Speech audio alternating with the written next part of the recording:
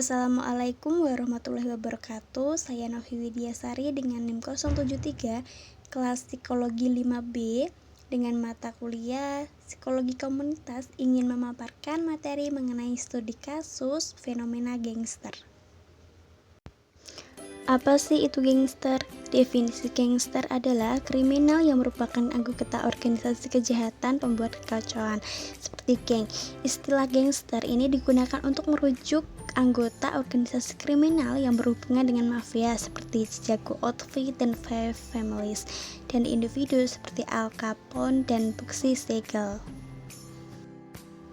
Saya mengambil contoh gangster di Kelitih di Jogja. Awal mula kelitih itu merupakan istilah yang berasal dari bahasa Jawa yang awalnya berarti keluyuran atau berkeliling. Namun seiring waktu istilah ini telah bergeser makna menjadi aktivitas kekerasan yang dilakukan oleh sekelompok remaja, terutama pelajar, yang berkeliling dengan menggunakan kendaraan bermotor untuk menyerang atau menganiaya orang lain. Fenomena ini itu muncul di Yogyakarta pada awal tahun 2000-an dan semakin meningkat pada tahun-tahun berikutnya, menjadi salah satu bentuk kejahatan jalanan yang meresahkan masyarakat. Awal mulanya itu pada tahun 1970-an, tawuran pelajar antar sekolah itu sudah ada. Alat tawurannya itu berupa batu dan sering terjadi antara tahun 1973 sampai 1975. Solidaritas itu menjadi alasan utama tawuran ini, yaitu untuk melindungi atau membela teman satu sekolah. Karena pengaruh kebijakan pemerintah, pada tahun 1980-an pemerintah Yogyakarta mulai tegas memberikan peraturan bahwa pelajar yang terlibat tawuran akan dikembalikan ke orang tua, baik skorsing maupun dikeluarkan. Kebijakan ini berdampak pada terkekangnya para pelajar. Setelah kebijakan tersebut, motif tawuran pelajar itu berubah menjadi mencari musuh. Istilah kelitih ini diadopsi oleh remaja pada tahun 2007 sampai 2009, dan kegiatan positif mengisi waktu luang disalahartikan hingga menjadi melukai orang di jalanan. Selanjutnya mengenai kegiatan kelitih. Yang pertama itu tawuran dan penganiayaan. Kegiatan utama komunitas kelitih ini melakukan tawuran antar kelompok pelajar, di mana mereka seringkali menggunakan senjata tajam. Modus operasi yang umum adalah mencari target di jalanan, terutama pelajar dari sekolah lain, untuk dianiaya secara fisik. Yang kedua itu penggunaan media sosial. Banyak aksi kelitih yang direncanakan melalui media sosial, di mana anggota kelompok itu saling berkomunikasi dan mengatur pertemuan untuk melakukan tindakan kekerasan.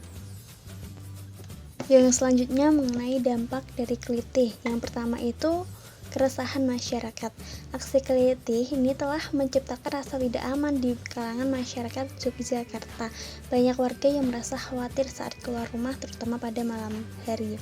Yang kedua itu korban jiwa dan cedera. Beberapa kasus kelitih berujung pada kematian dan cedera serius pada korban. Data menunjukkan bahwa hingga Juli 2022 terdapat banyak laporan tentang penganiayaan dengan korban terluka dan beberapa kasus fatal. Yang selanjutnya mengenai upaya mengatasi masalah kelitih. Yang pertama itu dengan patroli dan penegakan hukum. Pihak kepolisian itu dapat meningkatkan patroli di daerah-daerah yang rawan kelitih.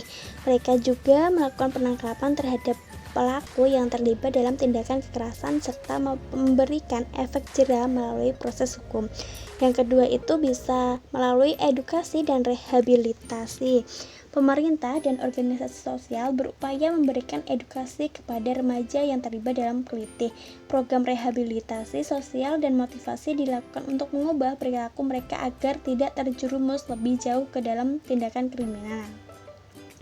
Yang ketiga, pencegahan melalui kolaborasi Dinas Pemberdayaan Perempuan, Perlindungan Anak, dan Pengendalian Penduduk DP3AP2 DIY bersama dengan pihak kepolisian dan sekolah-sekolah berencana melakukan koordinasi untuk mencegah kelitih melalui berbagai program sosial. Yang terakhir mengenai kesimpulan. Komunitas kelitih di Yogyakarta merupakan fenomena sosial yang kompleks dengan dampak negatif bagi masyarakat. Upaya penanganan yang melibatkan edukasi, rehabilitasi, dan kolaborasi antara berbagai pihak sangat penting untuk mengatasi masalah ini secara menyeluruh. Dengan pendekatan yang tepat, diharapkan fenomena kelitih dapat diminimalisir dan generasi muda dapat diarahkan ke arah yang lebih positif.